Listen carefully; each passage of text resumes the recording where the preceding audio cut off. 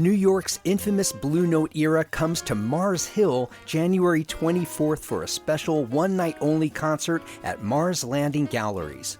Civil Disobedience is a project bowing to the politically conscious underground jazz of 1960s New York City. You'll hear music from progressive composers such as Bobby Hutcherson, Jackie McLean, Stanley Cowell, Howard Land, Joe Chambers, and James Spaulding. Much of their music wasn't released on record till decades later, and you can hear New York musicians performing it live January 24th. Seating is intimate and limited. For tickets and details, go to marslandinggalleries.com. I am a maker, a builder, a baker, although sometimes my messes are all that you'll find. The Asheville Watchdog has run a terrific series of stories dissecting various issues plaguing downtown Asheville. One of the best in the series is from journalist Tom Fiedler. His story, which is part 8, probes why law enforcement, city officials, and nonprofits face such a challenge with the effects of meth and fentanyl addiction. And Fiedler lays at least some of the responsibility for the city's lack of action at the feet of city manager Deborah Campbell. And I don't mean to pick on her, but her personality and her record throughout her career has always been to avoid controversy. I'm not going to stick my neck out here. That's not the way a leader operates. And leadership entails taking chances. I'm Matt Peiken, and this is The Overlook, a daily podcast about the news, arts, issues, and trends of Asheville, North Carolina. In a long career in journalism, Fiedler spent more than 30 years on the staff of the Miami Herald, most of them as executive editor. He also spent time as a Shorenstein Center Fellow at Harvard University. Now in retirement, he's a reporter with the Watchdog. We'll talk about his reporting for the Downtown series and get to the crux of what he sees as a key roadblock for Asheville, its state-mandated form of government.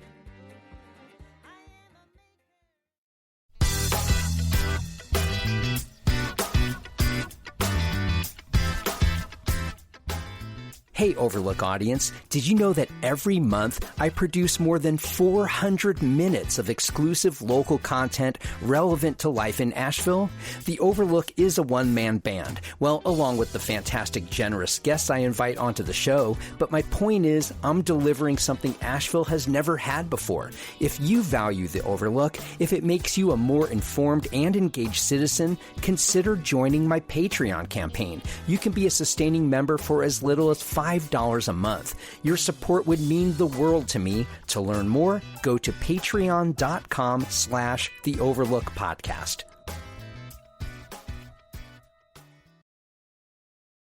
I began my conversation with Tom Fiedler by asking about the roots of the Watchdog's Downtown series and the particular focus he took with his reporting. The story really came out of, and we did brainstorm quite a bit. Once a week we get together and people throw out ideas. And the situation that we continued to hear, and we were, I guess, seeing ourselves with what was happening in many parts of downtown, I think it reached the point where we thought this really deserves a very concentrated focus. What is happening in downtown Asheville? What happens to a city when what seem to be small things begin to reinforce each other and tighten that downward spiral? And I think it became clear to us that this was something that was worthy of a multi-part series. Is what is happening to Asheville? What are the elements that make up this problem? Ultimately, what might be done to change the direction and to reverse the spiral, which is what we saw happening here. That's quite a lot to take on. Tom, where did you come from with what you wanted to do with your own reporting in this series? The one story that I thought needed to be looked at is you have all of these many problems. All of them touch on what local government should be doing, the need or lack thereof of local government services, and who is actually in charge. The story really that I ultimately was looked at and told is that the structure of government here in the city of Asheville, and not just in Asheville, but in every municipality in the state of North Carolina, is set up so that there will never be a strong mayor. A strong mayor in the sense that the mayor is elected as a full-time executive who has executive authority, just as we think of a governor does, or perhaps the president in some way. That's not the case in Asheville and in North Carolina, and I thought that's really the story that needs to be told. You just asked a question, who's in charge? I think there are so many different agencies that tackle these problems. So you can pick the overlapping issues of homelessness and addiction, and we have a bunch of nonprofits who approach it. Our city and county have different programs. We have law enforcement that gets involved at certain levels.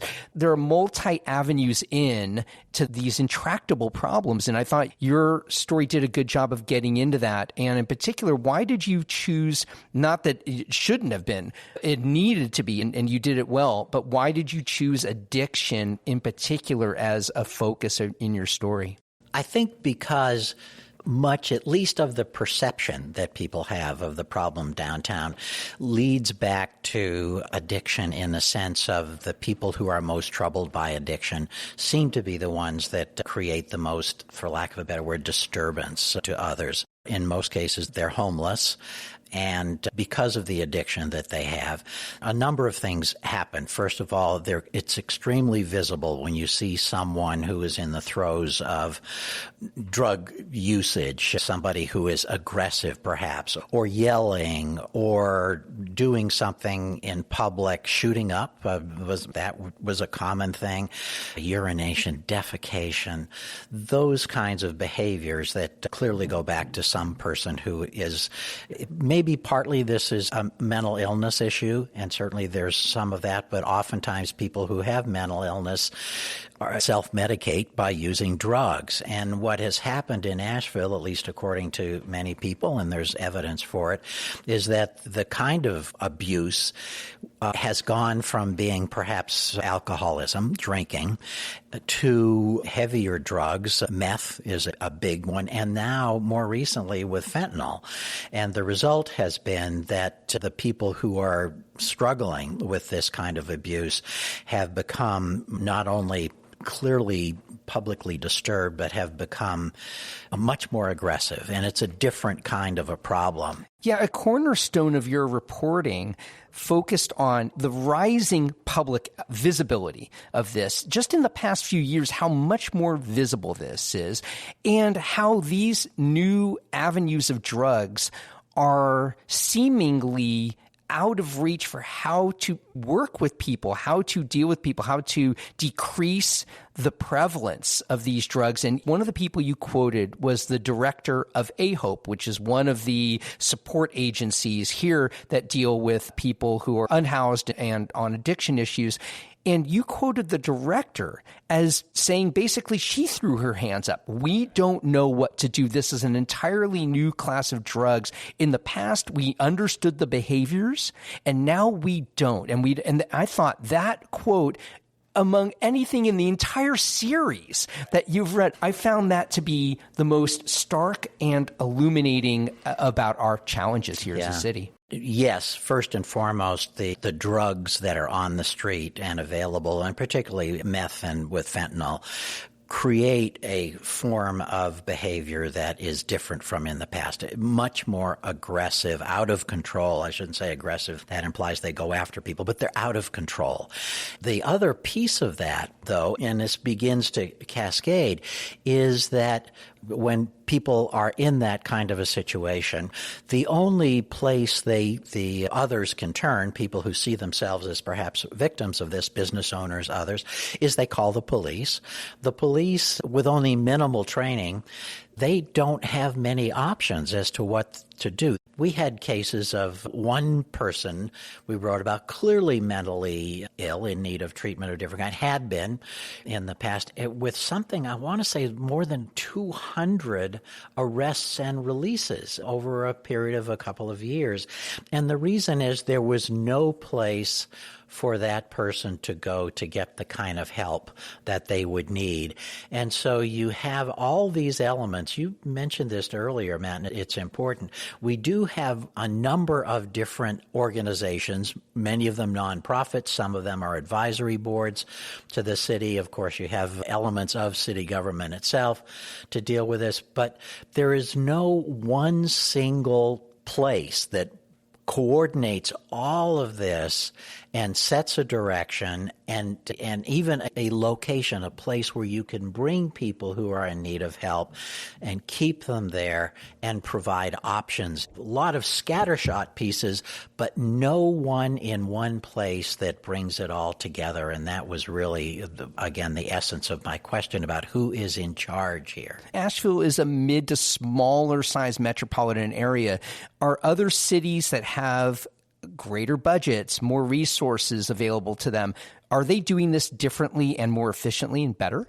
Absolutely, yes. And there are a number of things that other cities have done.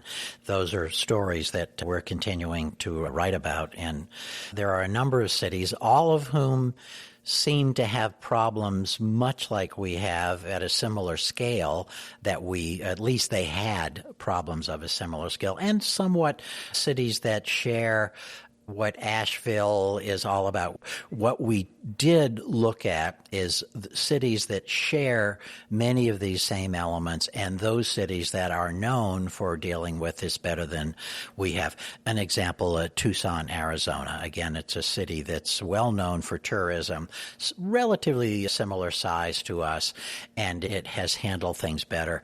Alexandria, Virginia, of course, it's part of the greater Washington, D.C. area, but as a single governmental entity, well known for dealing with these same issues of drug abuse and homelessness and so forth.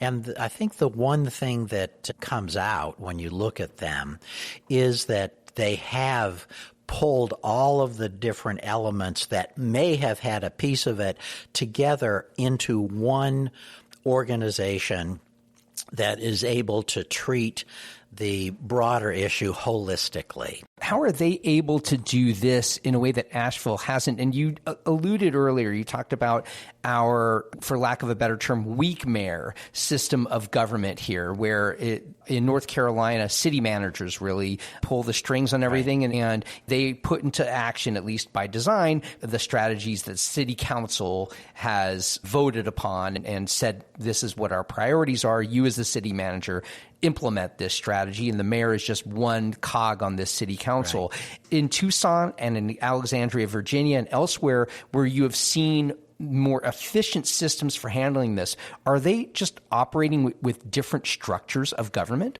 In some cases, they are operating with a different structure. Primarily, the different structure is the strong mayor. In some cases, they have a different name, but an executive, a city executive. That's a person who is elected, but it's a full-time position with full responsibility for executing. In other words, this is the person who hires the city staff, hires the police chief and the fire chief and the social service directors and all of that. All of that comes back and is responsible almost entirely to the voters who put that person here. The problem that I believe that is at least contributes to Asheville's inability to deal with this and why our response has been in many cases scattershot and ineffective. It's not money. If you take all of the money that is spent in these different areas and pull it all together, it's really an extraordinary amount of money, $17 million, for instance. But it goes in different places. And again, there's no area where you can take advantage of scale, perhaps, or synergies that become much more efficient. So we're putting a lot of money out there, but it's being spent ineffectively. Cities that are doing it effectively, Tucson being one, Alexandria being another, cities that you really wouldn't think of. Up in Illinois, for instance, that the Rust Belt, But again, they have coordinated it, and in some cases, just having a single executive with authority who answers directly to voters, with the city council being a check. You have to get resources from the city council, but it brings things together into one place. What we have here, I think, is a system that has failed in a number of ways. The strong manager, weak council form of government can work if you have a strong manager. But you have a strong manager when you have a council that has vision and sets a clear policy, so that the manager knows that if I take the initiative here, for lack of a better word, I know the councilors have my back. I can take a risk. I can push the end. I can go to the council with an idea, and hopefully they will trust me enough to give me the latitude to try, even if I might fail in one or two places. Right. So there doesn't seem to be a lack of will here. So why are we seeing these problems just because we have a city manager with that title versus mayor? What's the difference here? Why are we not able to tackle these issues in a way that some of these other cities are? It goes back to, yes, individual council members may have the will to try to get something done, but they have no individual power to do it. There's a couple of problems there. I don't want to get too much in the weeds in there, but city council can only act when there are essentially four of them that have agreed on a policy, and then they are willing to make that policy so clear that a city manager will say, I'd better do this, or either I'll lose my job, or thank goodness I have 4 strong votes so I can do this. That would entail some risk-taking on a city manager's part. What we have here, at least in one aspect of it, is a city manager whose experience and reputation prior to coming here was to always to defer to the bureaucracy. And part of that might be because a person is fearful that if I don't at every point here have at least 4 votes for me on the council, I could lose my job. And so they always feel that I'm vulnerable to losing it. And so therefore, I'm not going to take any risks. So what I will do is I'll be the kind of a city manager who perhaps I can make reports, I'll show up on time, I'll do all the right things, but I'm not going to take any chances. And leadership entails taking chances, at acting in a strong way. The personality of Deborah Campbell, our manager here, and I don't mean to pick on her, but her personality and her record throughout her career has always been to avoid controversy. I'm not going to stick my neck out here. That's not the way I get things done. She has even said this herself at a recent city council meeting, where she said it takes us a while to get going. That's not the way a leader operates. The leader is follow me. I have a vision and so forth. But the other piece of it is it also takes a city council that has a united vision of what to do. By law in North Carolina, they cannot get involved directly in anything having to do with executing the law. What do you mean by law they can't get involved, other than just voting on something? Other than voting on a policy that comes before them, they are prohibited. And it would, in fact, be a criminal offense if a city council member said, look, there's a real problem here with our name one, sanitation department. I'm going to go down there and, by God, I'm going to kick some ass. I'm going to tell those people in that department what they need to do. Any city council member who does that would be violating the law in North Carolina. You must go through the city manager. More after this.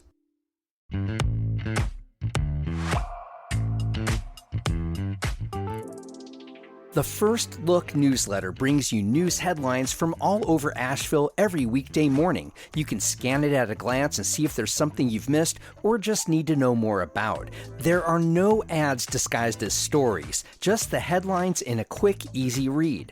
Get the First Look newsletter for free at podavl, that's podavl.com/newsletter.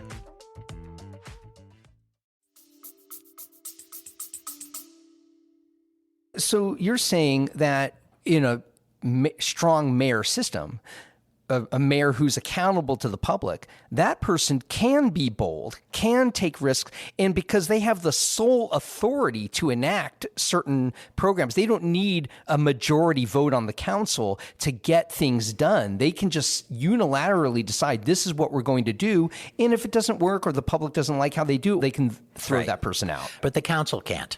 The council can maybe freeze the budget or can make things difficult for the mayor, but the voters know that if there is a problem in the city, the person who is going to handle it is going to respond to it, or we're going to hold them to account, is going to be the mayor. And we can't do that. Esther Mannheimer, I think, works very hard, tries her very best.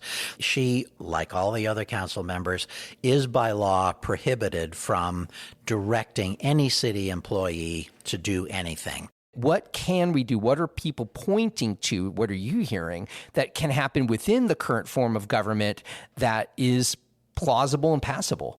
I think that a very readily available step to take is the business investment districts, BIDs, referred to as BIDs.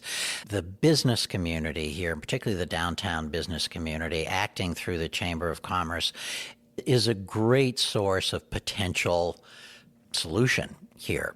And I know the president and CEO of the Asheville Chamber of Commerce is extremely interested in creating what is called a business investment district here in downtown Asheville, the core of the city of Asheville, and possibly another one along the River Arts District. And what these are, it's the businesses getting together, agreeing to tax themselves, usually a small amount, and those taxes would be specifically designated to address a problem that is a key here. I think first and foremost what the business community would like to see in downtown is it's security and sanitation, those two things. And there are other things that you'd want to do beyond that. I think cosmetic improvements to better parks, events that may draw people here, the kind of thing that make the quality of life go up. The arts may support some of those things. Let's put into context. You're talking about the business investment district. It's business owners taxing themselves, realizing that money has to come from somewhere. We are going to put money specifically toward improving these intractable problems. That's absolutely right. This, by the way, was an effort that was tried once before, about 10 years or so ago. It didn't get traction then, I think for a couple of reasons. One, I don't think that the businesses in the core downtown area felt as threatened as they do now by what has happened here. So we've now reached, I think people are at DEFCON 5 and saying we've got to do something. And clearly we're not going to get it from the existing services here. The city is not going to be able to provide everything that we need. We're going to supplement those city services here. The other piece of it, though, is we have a large nonprofit sector in downtown and throughout Asheville. And the nonprofit sector, I think, has to find a way to be willing to be a part of this solution. So the businesses are going to be reluctant to step up and say, I'm whatever profits I'm making, I'm going to have to slice them in order to provide for this thing that we all need. But why is this nonprofit not taking a part of this, a piece of this?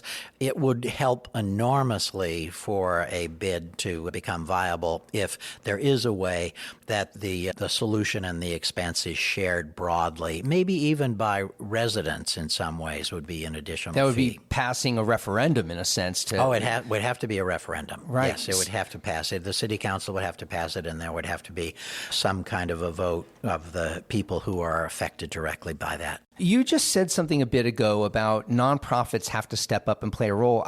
Wouldn't they argue we are doing all we can with the resources we have available? And you're talking about adding more resources, essentially money. But Is there a skepticism? Are you sensing a skepticism that even if we do have more money, that the people tasked or charged with solving or addressing these issues are not doing it well? That even if we put money here, it's not going to be used well, or we need to create new mechanisms that don't exist, that are outside the framework of existing nonprofits, outside the existing framework of our police department? Are we talking about creating new entities with this business investment district money, or where would such money go? The answer is yes. You've asked several questions in there. This would be a new entity, and it would operate in parallel with government. One of the things that, again, I think in some ways, again, points to I won't say a failure, but a shortcoming of the local government here is that there is even a need for a discussion about something like a bid coming up. We wouldn't have people saying we need to put additional resources of some kind into security if they felt well served by the Asheville Police Department in every way, or sanitation. So the very fact that the business community is saying or many in the community is saying we need to have something that complements what government is doing is in some ways an indictment of shortcoming of government. But anyway, that said, what the bid, I think, can do is the resources that it gets, even from participation from nonprofits, will be focused very clearly on what the bid specifies as its mission. And again, what is being talked about here, number one, it's security. It's very important that if Asheville is going to be successful or continue to be successful as a tourist destination, people who come here have to feel that they are safe. So security is one. So there are different ways you can approach this short of having somebody armed or a security guard. They talk about having so-called ambassadors is one. Someone who is there who is maybe wearing or looks like a London Bobby, somebody who's safe and not necessarily armed, but it shows a presence that these streets are safe because here we're out there. And sanitation is another. It's the city can provide perhaps some public restrooms, but there may be many other different ways we can deal with sanitation. And then there, of course, there's the third element, and you touched on the TDA, the Tourist Development Authority, where you can say, oh, and we're going to do something really terrific that will make people feel a lot better about downtown, so we're going to put some amenities in the parks, that kind of thing. That's what the TDA would focus on. They wouldn't take on the services, but they would add or complement them and perhaps do them in such a way that it lifts some of the burden. The Dogwood Trust is looking for ways to participate, and it will almost certainly have a role in treating the problem that you have talked about. It's already under construction is I believe a 60-some bed treatment facility, short-term, an immediate treatment facility.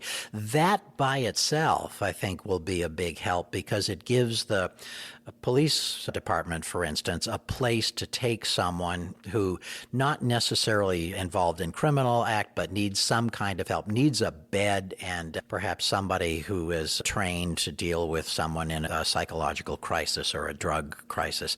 How much support among business owners are you seeing enough to actually get something going where there's enough agreement on this and risk-taking, investment risk-taking to do this? And if so, how quickly do you think something like this will get up and running?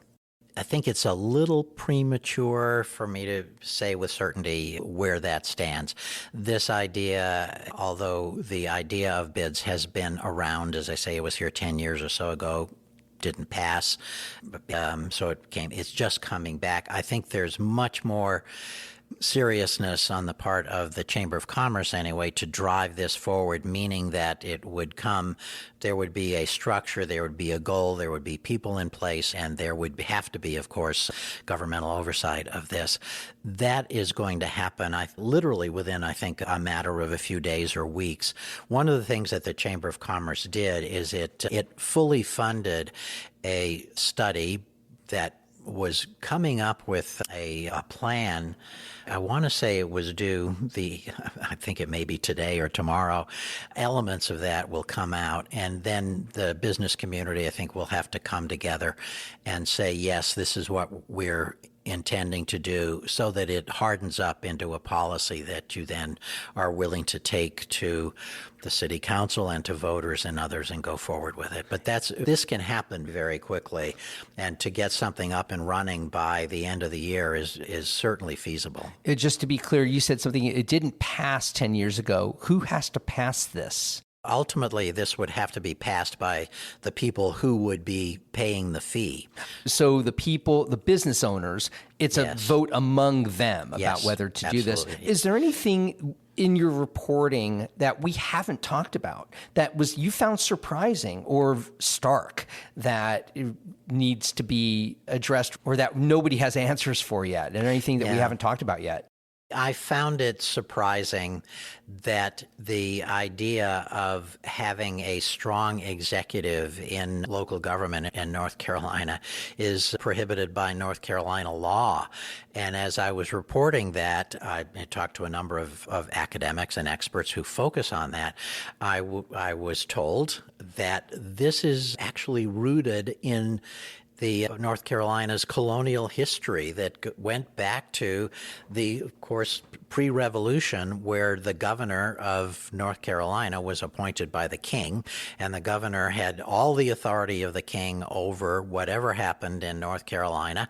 And we know Lord Tryon, for whom the city of Tryon, North Carolina is named, was considered, I think, such a hateful human being that among those people who wrote the first constitution for the state of North Carolina, it was thought, we will never allow there to be a sort of a Tryon character in local government in North Carolina. From the very beginning, it was rooted that North Carolina would not allow there to be strong local figures, and there would be multiple checks on local power. So far, that has just continued, and now the idea of a city deciding that it wanted to go in a different direction and have a strong mayor, it is virtually impossible to do. It would take a change in the state law and possibly in the state constitution.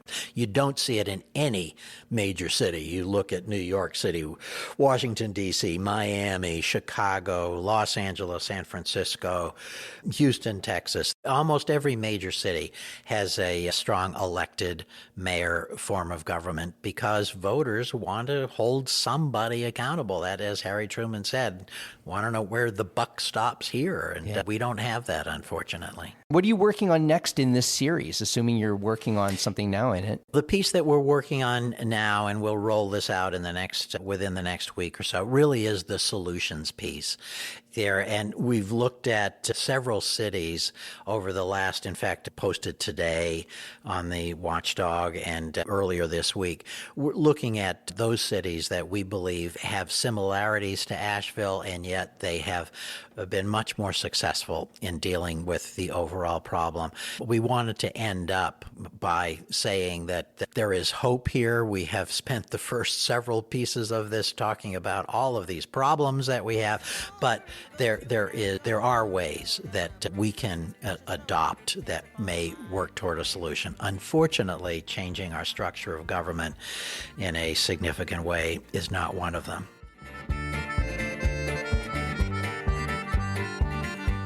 I want to thank my guest today, Tom Fiedler of the Asheville Watchdog. You can read the entire Downtown series of the Watchdog at avlwatchdog.org.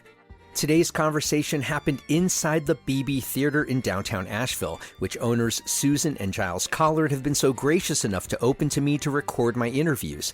Our theme music for The Overlook, Maker's Song, comes courtesy of the Asheville band The Resonant Rogues. The Overlook is a production of Podcast Asheville. New episodes are online by 6 a.m. every weekday wherever you get your podcasts. Sign up for our weekly newsletter at podavl.com. And please support the show by going to our Patreon page at patreon.com/The Overlook Podcast. I'm Matt Peiken, and I'll see you on the next episode of The Overlook. Curious how the word y'all has conquered the English-speaking world? Ever wonder why there are so many dollar stores and what they mean to the American landscape? I'm Anissa Khalifa, host of the new podcast, The Broadside, from North Carolina Public Radio. We explore stories at the heart of the American South. Each week, we go beyond the headlines and cover a single topic that impacts our region and explain how it reverberates across the country. Follow The Broadside wherever you get your podcasts.